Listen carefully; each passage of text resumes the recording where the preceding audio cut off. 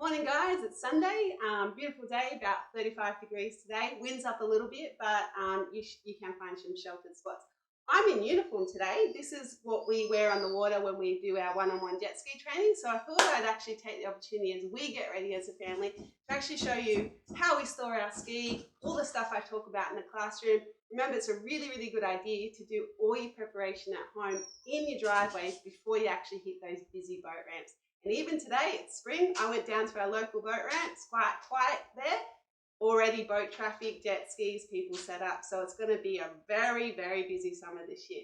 All right, as you can see, my ski, how we store this. And this is how we store our classroom ski as well, by the way. So you can see that it's fully ventilated at the moment. Always have the seats cracked. Even the front of the engine bay there cracked where the storage is. So everything's breathing, no buildup of gases. No build-up of corrosion, everything's well ventilated.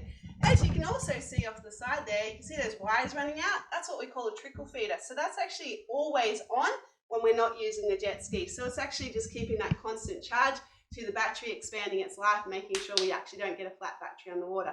Because remember, there's not too many NRMAs out there that can assist you. And marine rescue, have better things to do. So we want to make sure that we're safe boating, okay? All right. Now, also you'll notice, I'll just bring you over to the sticker, I've had a recent service. Remember with your jet ski, it's every 50 hours or once a year, whatever comes first. So obviously ours hasn't even hit 50 hours, but I went in, see Mark from Newcastle Jet Ski, he serviced it, and that's our once a year done. All right, guys, so now we're actually going to prepare our ski so that we can limit what we do at the boat ramp. We're going to start back to front, so that the last thing we do is actually hook up the trailer, give it a tug and drive off. So let's start at the back of the ski. As I said before in the classroom, so many people flag me down desperately trying to make it back to shore because they forgot their bungs, half sinking. So we want to do this at home. So simply find where your bungs are. Obviously all jet skis are going to be slightly different. Sea-Doo's got two either side. Most jet skis obviously will. Make sure that goes in. You don't have to do it hugely tight. Hand tight is enough. There we go. We give it a few curls and then a quarter turn there. Okay guys, so we've done the bungs. Next, you'll notice there's a safety strap, okay? As I can pull that across there, it goes along there. So what we're going to do is just check that that safety strap is nice and tight, hasn't loosened while it's been sitting. Everything's obviously tight there and going to act as our safety strap if we need it. All right, moving on. We've got our seats. Before we do that, obviously I've turned the power off to the trickle feeder. So I'm just going to take the battery clamps off. We'll take that off, put it to the side for the moment. And now I'm going to focus on these seats. 2 seats. We can ride with one if you want on the Sea-Doo. However, we go out as a family, so we'll need both seats today. So just line it up. Really important to make sure that this seat is clicked in well. So I like to actually climb up, give it a little pull, and then just test that it's actually clipped in. All right, that's the first seat. Next seat comes alongside. Those hooks go in. And same deal, down the back. I want to actually just jump on, give it a good push. Sometimes it's actually better to jump on this way. There we go.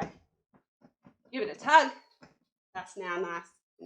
You'll notice I have link cues. So I'm just going to also pop them down. There we go. Make sure. Okay, we're pretty much halfway now. So let's keep going. At this point, I'm going to open up my storage bin. I'm going to check my safety gear. So as you can see, I've got an anchor. I've got my fenders. I've got my first aid kit. There's the Ocean Warrior. We teach first aid as well. So yeah, see us for that if you need it. I've got my bucket baler. I've got, obviously personal items here. So gloves, sunglasses, things like that. You obviously can pack your things. I've also got lines, okay, for docking if I need to. I've also got a tow rope in case I break down. And obviously you can, again, add your personal items from there. All right, so we can shut that. Shut on both sides. The Sea-Doo happened happen to have like two little handles there, sometimes one of them kind of gets halfway, so just make sure they're both secure. All right, so I'm going to actually locate the keys now. I always keep it in here. Really important as well, you'll notice we keep our licenses always in our ski, okay? Really good tip, because if Maritime pull you over, what are they going to ask for? They're going to obviously check your rego, they're going to ask for your license, and then they'll say to you, where's your safety label? So our safety label is actually on the other side in the footwell, if you can see it over there, the PWC behaviour label. So know exactly where that is. You can put it in the footwell, you can put it up here, you can put it up here on the console. So as long as it's visible to the driver. Okay, I've got the key. I'm actually going to now give it a dry start. So with a jet ski, you can give it a 10-second dry start just to make sure everything's working. So battery, petrol, all that sort of stuff. Just going to give it one little push to turn the screen on first, just to make sure that I've got petrol. Now, as you can see, petrol's a little bit low. Normally, it's a good idea to keep it with a full tank. We've been out recently, and obviously we haven't had a chance to fill that back up. Just helps with corrosion if you keep a full tank. Just make sure you use it on a regular basis. You don't want stale fuel.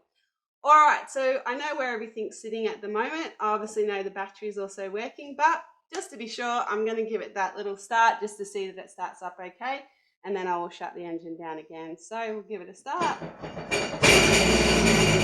Perfect. We can see that that started up just fine. Okay, from here, we're going to start to hook her up. Okay, so really good idea. We're at the front of the ski now. Check your safety chain. Never, ever, ever leave without the safety chain on, so we know that that's nice and secure. You can give it a bit of a tug. Nose is up, nothing's moved, safety lock is on. So we're all good in this section. So now what I can do is come to hooking the jet ski up. So I can hook it up to here.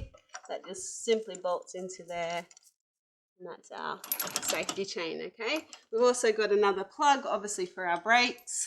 So find this, plug her in. Make sure that's nice and secure in there. Okay, from here, I like to reverse nice and close because I do this on my own. So I'm just going to line that up. And that way, as I actually wind this wheel down, it's going to hopefully fall onto that toe ball without much effort at all.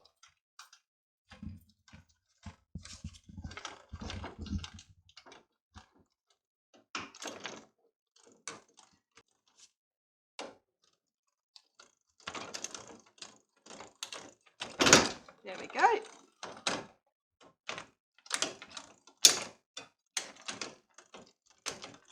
Important to make sure that your dolly wheel is obviously clamped up as well.